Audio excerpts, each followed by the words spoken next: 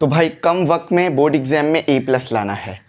ये वीडियो देख लो, बात समझ में आ जाएगी और A+ आ जाएगा। यकीन मानो हर इंसान कामयाब होना चाहता है, तो कामयाब होने के लिए आपको कुछ पॉइंट्स फॉलो करने पड़ेंगे। तो ये मैं 8 पॉइंट आपको लिखवा रहा हूँ, अगर इन्हें आप फॉलो करते हो तो इंशाल्लाह बोर्ड एग्ज़ाम में कामयाब हो जाओगे। सही है। और साथ ही साथ आज आपको एक छोटी सी मैं चीज़ भी दे देता हूँ, क्योंकि मुझे बच्चे बहुत ज़्यादा जो है वो डिमांड कर रहे थे कि उन्हें गैस पेपर चाहिए। तो भाई सिंपल बात सुन लो, अनसॉल्व गैस पेपर सिर्फ मंडे तक के लिए ये डिस्काउंट है। याद रखना, मंडे रात 12 बजे ये ख़त्म कर देंगे। तो अगर आपको अनसॉल्व गैस पेपर चाहिए तो वो आपको 300 के बजाय 200 में मिल जाएंगे। अच्छा, सॉल्व चाहिए तो 400 के बजाय 300 में मिल जाएंगे तमाम सब्जेक्ट। करना क्या है, बस छोटा सा काम करो, नंबर आ रहा है इस पर फीस पे करो, स्क्रीनशॉट भेजकर क्लास बता दो, आपको फ़ौरन आपके गैस पेपर मिल जाएंगे। कोई लंबा चौड़ा काम नहीं है, फीस पे करो इसी नंबर पर जो है वो व्हाट्सएप पे उसका स्क्रीनशॉट भेजो और क्लास बता दो। 200 रुपये पे करोगे तो अनसॉल्व आ जाएंगे, 300 रुपये पे करोगे तो सॉल्व आ जाएंगे। आपको परेशान होने की ज़रूरत नहीं है, डायरेक्ट फीस पे कर दो। पहले मैसेज करके डिटेल्स ले रहे हो, ऐसा कुछ नहीं करो, डायरेक्ट पे करो, डायरेक्ट ले लो। आपको हमारे ऊपर भरोसा है अल्हम्दुलिल्लाह, 6-7 साल से पढ़ा रहे हैं, तो आपको आपके गैस पेपर मिल जाएंगे, कोई प्रॉब्लम नहीं होगी। सही है, सबसे पहली बात। अच्छा, अब A+ लेना कैसे है बोर्ड एग्जाम में, इसके ऊपर बात करते हैं। देखो भाई, A+ लेने के लिए कम वक्त में 2 ही चीज़ें आपके हाथ में हैं। एक है आपके पास गैस पेपर या past paper, model paper, comprehensive paper, prelims paper. इससे आप A+ नहीं ले सकते, क्योंकि इनके अंदर बहुत कम क्वेश्चंस मौजूद हैं। जब बोर्ड एग्जाम में आने 14 क्वेश्चन हैं और आप भी 14 क्वेश्चन की तैयारी कर कर जा रहे हो, तो क्या आपका दिमाग खुद भी इस चीज़ को मानता है कि जो 14 क्वेश्चन आपने तैयार किए हैं वो 14 के 14 आ जाएंगे, या उनमें से 10 आ जाएंगे? बहुत मुश्किल है कि उनमें से 3-4 आ जाए। ठीक है, तो A+ का चांस किस में है? गैस पेपर में या पास पेपर में। अब पास पेपर में भी एक ज़बरदस्त बात सुन लो कि 2026 का बोर्ड एग्जाम दे रहे हो ना, तो 2025 का पास पेपर नहीं फॉलो करना। 2025 का पास पेपर छोड़ दो। 2024, 2023, 2022, 2021 इसके पास पेपर फॉलो करो, क्योंकि 25 का रिपीट होने के चांसेस बहुत कम हैं। पहली बात क्लियर हो गई। अच्छा, पास पेपर अगर आप करते हो तो आपका सक्सेस रेट 80% तक चला जाएगा। और पास पेपर इस गैस पेपर में हमने मेंशन कर दिया है।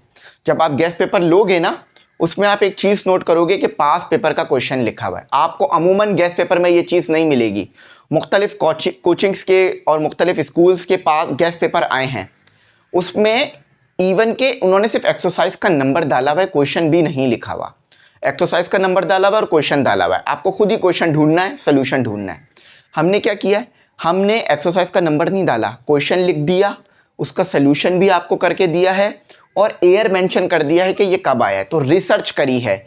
ये जो हम आपसे 200-300 रुपये ले रहे हैं ना, अपनी रिसर्च के ले रहे हैं। ठीक है, ऐसा ही नहीं है किसी और का PDF उठाकर आपको दे रहे हैं। हमारा खुद का अल्हम्दुलिल्लाह लिखा हुआ मटेरियल है, खुद का लिखा हुआ सोल्यूशन है। ठीक है, पास पेपर पे बात हो गई।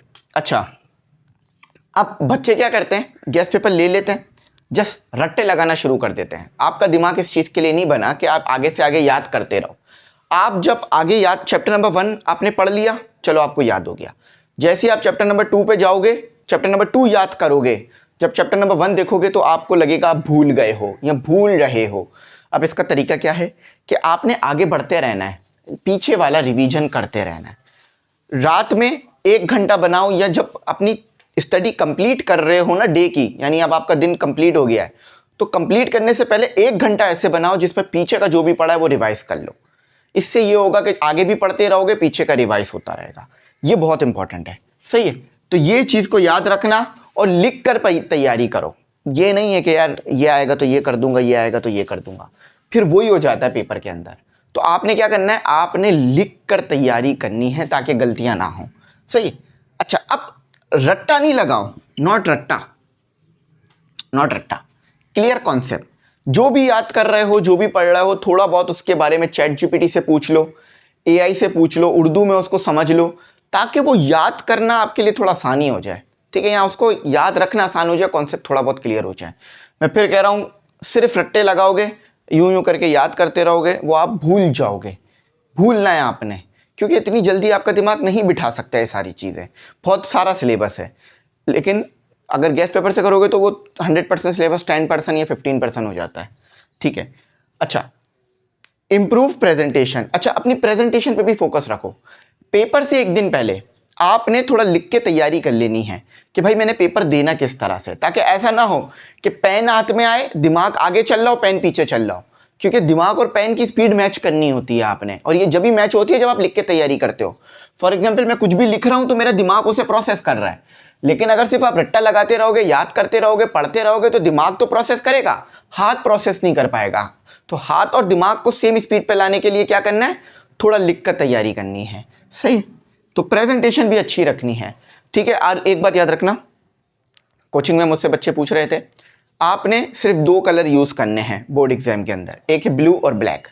इनके अलावा आपने कोई भी कलर यूज़ नहीं करना। ब्लू आप मार्कर भी यूज़ कर सकते हो और पेन भी। अच्छा, पेन में कोशिश करना कि इंक पेन यूज़ ना करो, आप यूज़ करो पॉइंटर, ठीक है। और ब्लैक में आप यूज़ कर सकते हो, ब्लैक में आप पेन भी यूज़ कर सकते हो, पॉइंटर भी यूज़ करते हो। ब्लू ब्लैक में दोनों में पेन और पॉइंटर। कोशिश करना कि पॉइंटर यूज़ करो, इंक पेन यूज़ ना करो, क्योंकि इंक पेन मिटने का मसला रहता है, मिटाया जा सकता है इंक पेन को, और जो बॉल पेन होता है या फिर जो पॉइंटर होता है उसको मिटाया नहीं जा सकता, ठीक है। और पेपर पे वाइटो या इंक रिमूवर बिल्कुल भी यूज़ नहीं करना, ये आपको नुकसान पहुंचाएगा। आप पेपर में इंक रिमूवर यूज़ करोगे, कुछ टाइम बाद वो मिट जाएगा, आपको पता भी नहीं होगा और आपकी कॉपी में से चीज़ें मिट गई होंगी। क्यों? क्योंकि इंक रिमूवर एक पेज पे करते हैं तो दूसरे पेज पे भी उसका असर आ जाता है, सिंपल बात है। एक अगर ख़राब सेप सही सेप के बराबर में रख दो तो सही सेप भी ख़राब हो जाता है। इसी तरह से इंक रिमूवर का है, आपने एक पेज पे इंक रिमूवर फेरा, वो दूसरे पेज को भी ख़राब कर देगा और मिटा देगा, ठीक है। क्योंकि वो लिक्विड है, लिक्विड लग जाता है, आपको उस वक्त तो पता नहीं चलता, लेकिन वो बाद में कम काम कर जाता है। डेली रिवीजन करना है, मैंने बता दिया ना। जैसे आपने दिन में पढ़ा, 6 घंटे आपने पढ़ने की टाइमिंग रख ली, 5 घंटा कुछ नया पढ़ लो, 1 घंटा जो पुराना पढ़ा है उसे 100% रिवीजन करो। अगर आपने ये वाला कॉन्सेप्ट फॉलो नहीं किया, आपने सिर्फ पढ़ा, नया चीज़ को पढ़ा, पुराने को रिवाइज नहीं किया कि भाई मेरे को तो पुराना आता है, तो फिर आप जब पेपर आएगा आपको तो आपको लगेगा कि आपको ज़्यादा कुछ नहीं आता, आपने शायद ये चीज़ पढ़ी ही नहीं कभी। तो इस चीज़ का दिमाग में रखना, आपका दिमाग इस चीज़ के लिए नहीं बना कि आप नई से नई चीज़ें सीखते रहो, पुरानी चीज़ को रिवाइज ना करो। आपका दिमाग बना है इसलिए कि आप पुरानी चीज़ को रिवाइज करो। और हाँ भाई, गेस्ट पेपर बाय कर लेना, ये बहुत अच्छी ऑफर लगा दी है। अवॉइड डिस्ट्रैक्शन, डिस्ट्रैक्शन से बचो। अब डिस्ट्रैक्शन से कैसे बचोगे? सिंपल तरीका है डिस्ट्रैक्शन से बचने के लिए कि भाई जब भी पढ़ने बैठो ना, जिस मोबाइल में आपका इंस्टा, व्हाट्सएप, टिकटॉक है, उस मोबाइल को बंद कर दो। बहुत आसान तरीका है, बंद कर दो, ठीक है। अब आप बोलोगे सर एआई वगैरह यूज़ करनी होगी, तो एआई यूज़ करने के लिए शुरू के थोड़े से टाइम में, आधे घंटे में एआई यूज़ करके एक्सप्लेनेशन देख लो, उसके बाद मोबाइल बंद कर दो।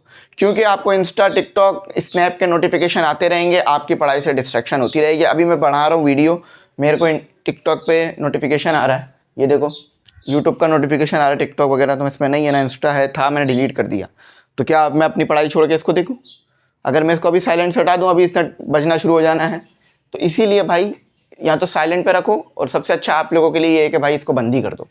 भाई बोल भाई अब टीचर जब तक मैं पढ़ रहा हूँ तब तक के लिए तुम बंद हो जाओ, ताकि मेरी पढ़ाई हो जाए, वरना डिस्ट्रैक्शन रहेगी, डीप लर्निंग नहीं हो पाएगी। 5 घंटे आप पढ़ तो रहे होगे, लेकिन बेसिकली वो सिर्फ 2 घंटा होगा, क्योंकि 3 घंटा आप ज़ाया करोगे और कुछ समझ भी नहीं आएगा। अच्छा, कॉन्फिडेंस रहो और अपने लिए दुआ करो कि भाई देखो मैं कर सकता हूँ। सबसे पहले तो अपने आप पे भरोसा होना चाहिए, और दुआ भी करो कि हाँ भाई हो जाएगा, इतनी परेशानी वाली बात नहीं है। अगर परेशान हो गए, नहीं कर पाए, तो फिर बड़ा मसला बनेगा। तो मैंने सारी चीज़ें आपको बता दी, ये बड़ा इंपॉर्टेंट पॉइंट है, कॉन्फिडेंस रहना और दुआ करना। क्योंकि जब आप कॉन्फिडेंस लूज़ करते हो ना, आप डरते हो, तो डरने की वजह से फिर आप गलतियाँ करते हो, ठीक है। तो जब दुआ करोगे अपने लिए तो इंशाल्लाह उम्मीद है अच्छे नंबरों से पास होगे। तो इन पॉइंट्स को फॉलो करना ही बहुत इंपॉर्टेंट है। ये 9, 10 फर्स्ट ईयर, सेकंड ईयर सबके लिए हैं। अच्छा, गेस्ट पेपर भी तमाम क्लासों के हैं, 9, 10 first year, second year. Number है, उस पर कॉन्टैक्ट कर लेना। यहीं तक रखते हैं। Thanks for watching. अल्लाह हाफिज़। कीमती दुआ में ज़रूर याद रखना।